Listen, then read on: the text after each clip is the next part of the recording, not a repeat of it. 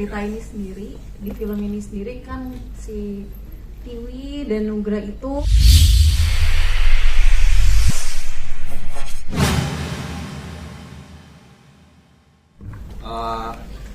mungkin dari sebelum buat film ini kita juga mau research ya.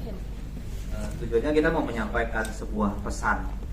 Nah, mungkin karena backgroundnya saya itu di marketing, jadi bagaimana pesan ini bisa terdistribute secara mass. Dan saya meresearch dari data 3 tahun terakhir bahwa genre horor ini sumbangsi penontonnya tuh 60%. Jadi dari hal itulah kenapa saya memilih genre horor, supaya apa yang mau kita sampaikan itu lebih bisa terserap. Itu sih. Oke, jadi based on data memang sudah ada hasil risetnya tersendiri gitu ya Pak ya. That's why kenapa genre yang dipilih untuk film pertamanya adalah horor. Tapi ini nggak cuma sekedar horor, tadi kita sempat kasih tahu juga kalau ini adalah psychological horror yang mungkin membuat kita takut nggak hanya pada sosok yang menyeramkan saja, tetapi intrik psikis yang terjadi ya di dalam dan sepanjang film ini. Terima kasih Pak Irsan untuk penjelasannya, tapi aku mau mulai nanya-nanya nih ke tahu dong nama aslinya siapa, nggak usah kita sebut ya. Takut ya. Malah gimana sih kalau misalnya melihat fenomena yang ada di sekeliling kita sekarang, teman-teman pada flexing di sosial media. Orang ria tuh kayaknya menjadi hal biasa. Itu menjadi hal-hal yang ya udah ada di keseharian kita selama ini. Nah, kalau kamu sendiri melihat fenomena jual jiwa demi harta, menurut kamu gimana? Atau mungkin ada pengalaman teman kamu ada yang menjual jiwanya demi harta? Oke, terima kasih pertanyaannya. Sebelumnya aku mau ngucapin terima kasih banyak untuk teman-teman media yang sudah menyempatkan hadir di sini, nonton bareng, bantu kita juga untuk promosi di tengah-tengah libur Lebaran ya. Ini masih momennya Lebaran banget. Minal aidin wal faizin juga untuk semuanya. Mohon maaf lahir batin. Aku lanjut ke jawabannya. Menurut aku jual jiwa demi harta itu banyak sih yang dekat sama kita sekarang. Itu dia, maksudnya jual jiwa demi harta itu konotasinya adalah kita ngejual ketenangan batin sendiri untuk hal-hal yang sebenarnya kita juga nggak perlu amat gitu, seperti pinjol gitu atau bohongin orang. Sekarang banyak, bahkan di sini kita angkat lebih ke pesugihannya ya. Jadi menurut aku ini case yang sangat-sangat dekat dengan masyarakat sekarang gitu. Apalagi pinjol juga sekarang mudah banget, bisa datang langsung SMS-nya datang ke handphone gitu, atau di chat lewat WhatsApp gitu-gitu. Sangat dekat, dan semoga ini jadi himbauan juga buat semuanya untuk nggak usah lah, selagi nggak penting-penting banget buat apa sih? Yang paling penting kan di sini kita ketenangan batinnya ya, bukan apa ya, bukan validasinya gitu. Apa juga sih fungsinya validasi sebenarnya? Oke, terima kasih banyak Mala untuk jawabannya, tema dan juga isu tersebut. Silakan. Oke, halo, selamat datang teman-teman. Kita ketemu kembali. Jadi minal aidin wal faizin juga buat teman-teman. Nanti mohon dibantu ya untuk promosi film kita juga, supaya narasi dan tema di film Aku Harus Mati ini sampai ke penonton-penonton kita seperti biasa.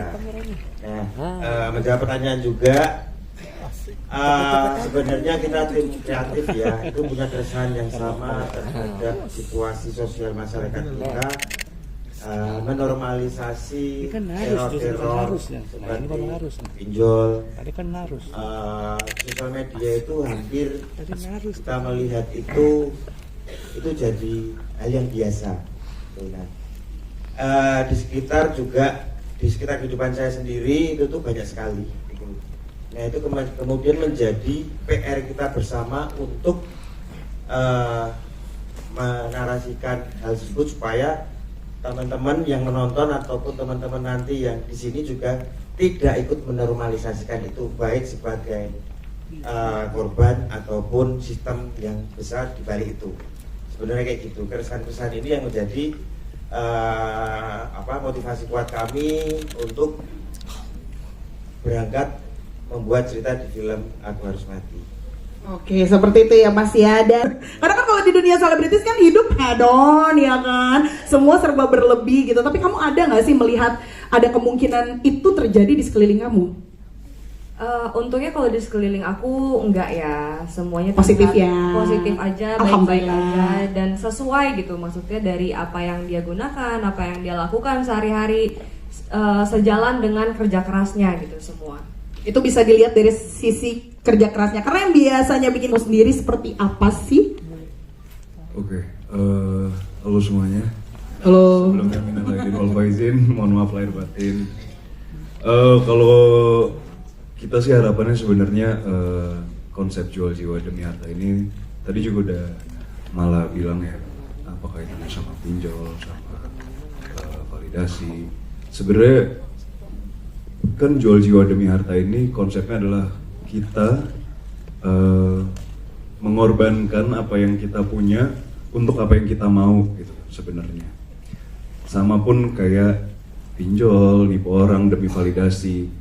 Kita jual ketenangan kita, kenyamanan hidup kita untuk apa yang kita mau, yaitu kelihatan mewah, kelihatan kaya mungkin gitu ya. Jadi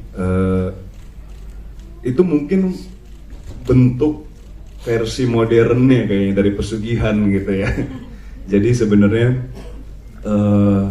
yang kita mau sebenarnya konsep jual jiwa demi harta ini bukan cuma jadi kiasan, tapi jadi sesuatu yang bisa dibawa pulang buat yang nonton, dimana itu ujung-ujungnya akhirnya akan menjadi penderitaan buat kalian sendiri gitu, dan itu sebagai pengingat gitu sih. Oke, jadi film ini pesannya juga bisa untuk membuat kita ingat bahwa Betul. jangan sampai kita menjual jiwa demi harta. Mungkin kedengerannya Iya, banyak ya, karena saya itu bermainnya di riset, observasi, mainnya di semua elemen sosial gitu. Sebenarnya buat saya irisannya itu sama aja, dari kalangan menengah ke atas, menengah ke bawah, ataupun menengah itu sendiri, itu tuh terjadi ya, perilaku menjual jiwa demi harta dalam bentuk apapun gitu.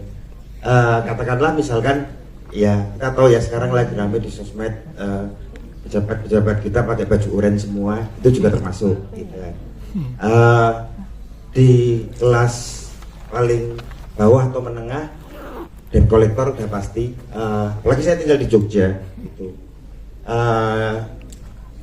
semakin berani untuk memunculkan diri gitu. Situasi hutang dari pinjol, dari cicilan segala macam. Jadi ini saya itu gelisah ya, jadi kayak berhutang itu kayak hal yang biasa gitu.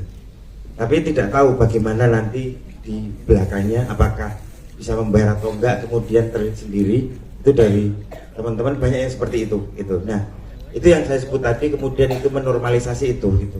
Dalam skala kecil, skala besar, menengah ke bawah, menengah atas, semua punya irisannya masing-masing, semua punya problem dan persoalannya masing-masing tentang menjual jiwa demi harta ini. Oke, bahkan kalau seberapa dekat sih isu yang dari tadi kita omongin gitu ya, jual jiwa demi harta ini, kalau yang dari kamu lihat di masyarakat sekitar atau mungkin di teman-teman kamu, Tiwi? Kalau dari orang-orang sekitar kayaknya nggak ada ya, tapi kan pasti itu hal yang umum gitu, banyak banget orang-orang yang kayak gitu yang kita nggak kenal juga, kita tahu dari berita atau ya dengar-dengar aja dari orang ke orang gitu.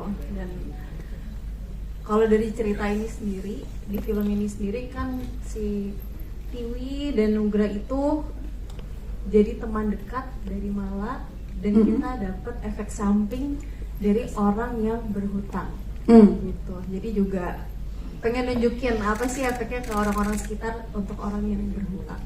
Oke, jadi kalau dari sekeliling kamu di dunia nyata memang tidak ada, tapi justru kalau di film ini itulah asal muasal problematika pertamanya yang muncul. Gimana? Sukses jalur kilat itu tidak pernah ada dan tidak akan pernah ada sampai kapanpun. Semua kesuksesan itu harus diusahakan.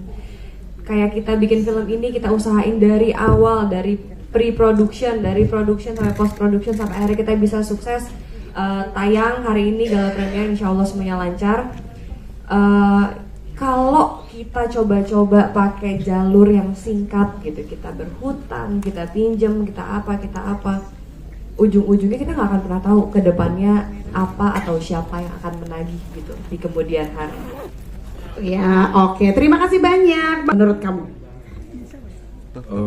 Rahasianya bedanya mungkin di berangkatnya ya. Berangkatnya jadi mungkin rahasia keluarga di Aku Harus Mati itu adalah efek domino dari seseorang yang salah mengambil keputusan gitu. Jadi habis itu makin besar sampai akhirnya menjadi sesuatu yang menimpa banyak orang juga gitu. Karena memang setiap pengambilan keputusan kita itu selalu ada konsekuensi, selalu ada harga yang harus dibayar gitu. Dan akhirnya berapa lama pun itu ketimbun, suatu hari ya kayak yang dibilang akan ada yang lagi. Nah itu dia, yang lagi entah itu dedemit atau mungkin debt collector gitu ya. Kalau yang tadi kita obrolin adalah pinjol seperti itu. Oh, banyak. Sebutin Mas namanya. Nggak bisa ya. Tapi fenomena pesugihannya seperti apa kalau Mas tahu? Yang Mas tahu sejauh apa? Ya, sampai tumbal-tumbal kah? Iya, yang apa ya? Yang berdekatan dengan mistis. Gunung Kawi masih ramai sekarang. Udah member-membernya nih. Dan cerita-cerita nyata di sekitaran saya itu masih banyak sekali. Tumbal-tumbal di perempatan itu masih terjadi sekarang. Kalau mungkin kalau di kota gini jadi nggak kelihatan.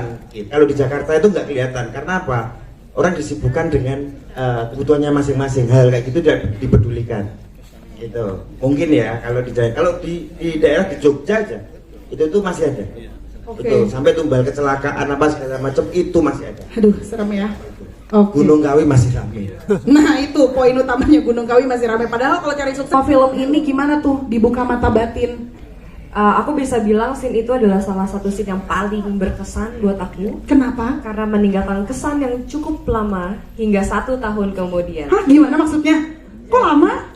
Begitulah. Jadi memang dalam pembuatan film itu kita selalu ada konsul-konsul dulu ke pakarnya agar kita melakukan ritual itu memang sesuai dengan apa yang harus dilakukan di dunia aslinya nih gitu, supaya kita tidak ada kesalahan gitu dalam penyampaian ke penonton.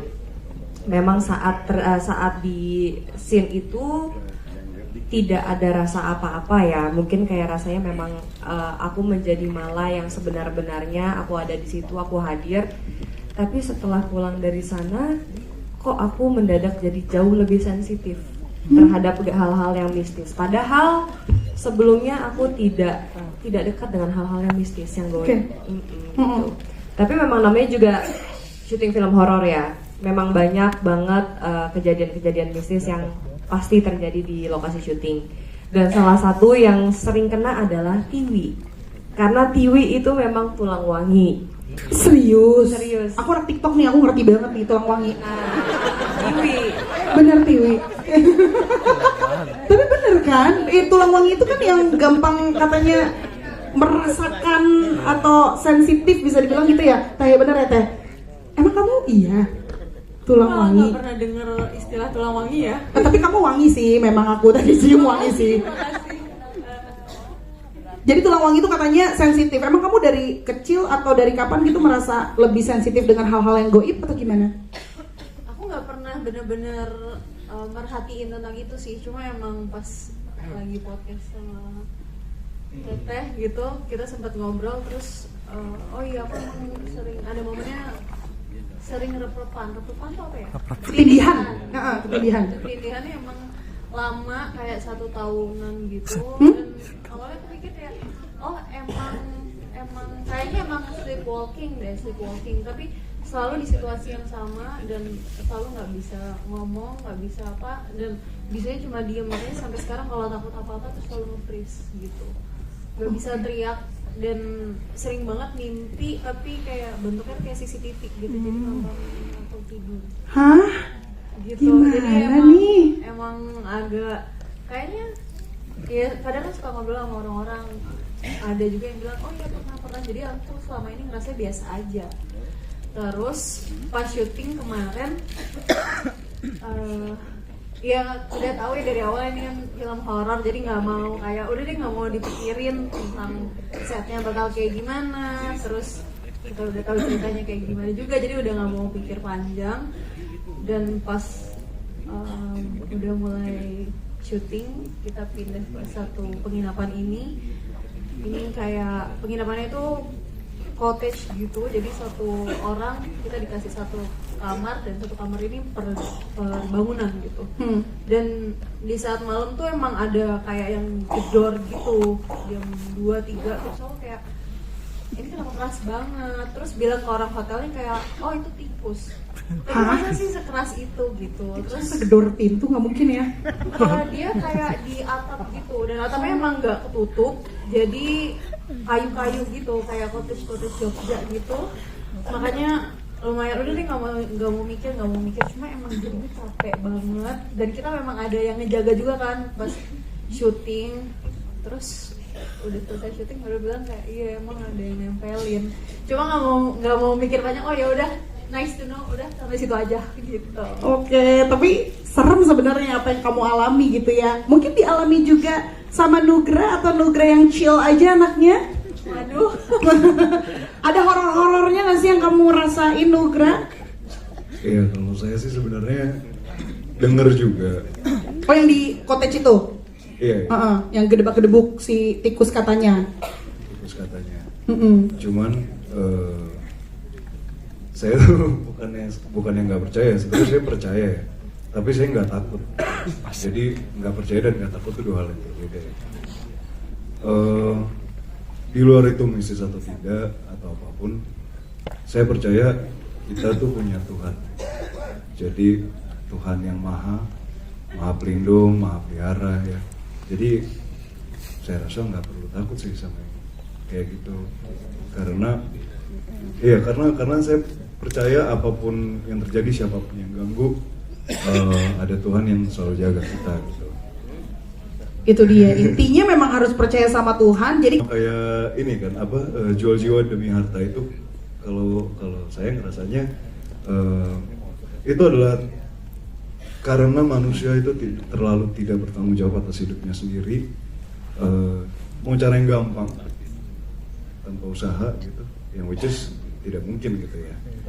Sebenarnya kalau mau kaya, mau jabatan, mau apapun yang kamu mau dalam hidup kamu itu sebenarnya cuma satu kok, doa dan usaha. positif banget ya Nugra ya. Benar, gua ya. Masya Allah, tabarakallah ya. Cuman untuk saya usaha itu adalah kasta tertinggi dari doa. Kalau kamu udah ada uang, nggak ada usahanya, Tuhan juga lihat, oh kamu nggak benar-benar mau, kamu nggak benar-benar sungguh-sungguh, gitu kan. Tapi kalau kita usahain sungguh-sungguh, Tuhan lihat pasti buka jalannya, jadi nggak perlu jual jiwa demi harta. Ih keren. Ini Kita tuh kan kamarnya sebelahan ya, jadi kamar Mala, Tiwi, dan Nugra gitu. Dan Mala emang sini paling banyak dari kita semua, dan dia biasanya paling lama pulangnya, biasanya ya pokoknya paling lama lah. Kita udah nyampe di kamar duluan, dan misal Mala dengar suara anjing gitu, jadi di saat kayak dengar suara kayak gitu tuh kita udah biasa aja, oh mungkin itu tetangga. Makanya di saat kalau ada digedor-gedor juga, oh malah juga dengar suara anjing kok, jadi mungkin emang sekitar sini yang ada gitu-gitunya. Tapi lucunya adalah di saat kita kayak gitu, nggak lama kita buka social media ngelihat Nugra lagi push up. hah? Jadi dia kayak kita lagi takut di kamar gitu, terus Nugra olahraga dengan santainya. Oh gila, enak banget ya, dia bener-bener living his life gitu. Kamar sebelah takut, kamar sebelahnya lagi kayak, aduh gimana nih cara tidur gitu. Nugra kayak push up aja gitu. Oke, jadi emang Nugra nih agak aneh ya sebenarnya ya, berbeda dengan kita semuanya ya. Apa karena tadi percaya Tuhan? Iya betul, enjoy aja kan ada tuh. Iya, yang penting badan gue bagus bro katanya.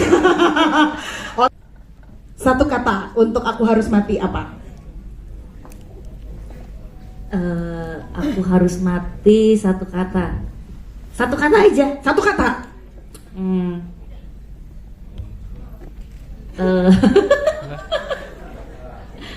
apa ya? Apa ya? Yang nggak mainstream apa ya? Soal kalau great, keren, bagus, mainstream kan ya. Gak apa-apa, tadi udah diucap. Pokoknya lain dari yang lain lah. Lain dari Buat- yang lain. Different berarti ya? Ya, buat yang takut darah, takut apa namanya, punya lemah jantung, mending nontonnya madep belakang.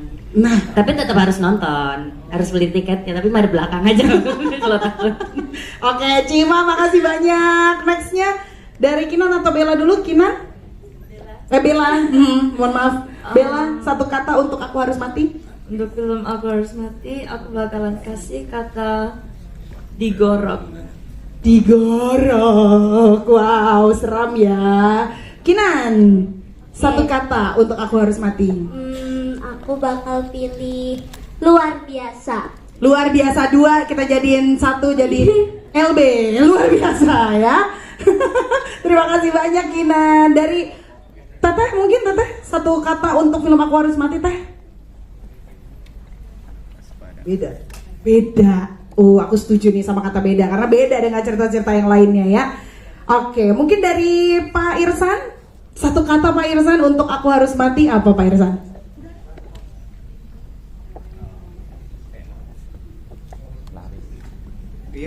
Fear. Ketakutan ya. Oke, dari siapa dulu ya? Dari Tiwi? Ikhlas. Ikhlas. Oke, itu poin yang oke. Mala atau mau Nugra dulu? Nugra? Oh, Mala dulu. Oke. Mengagetkan. Mengagetkan. Iya lagi. Nugra apa Nugra? Iman. Iman, tetap ya. Terakhir. Silakan. Apa? Brutal. Brutal. Nah, itu dia. Kalau penasaran sama brutalnya seperti apa? 2 April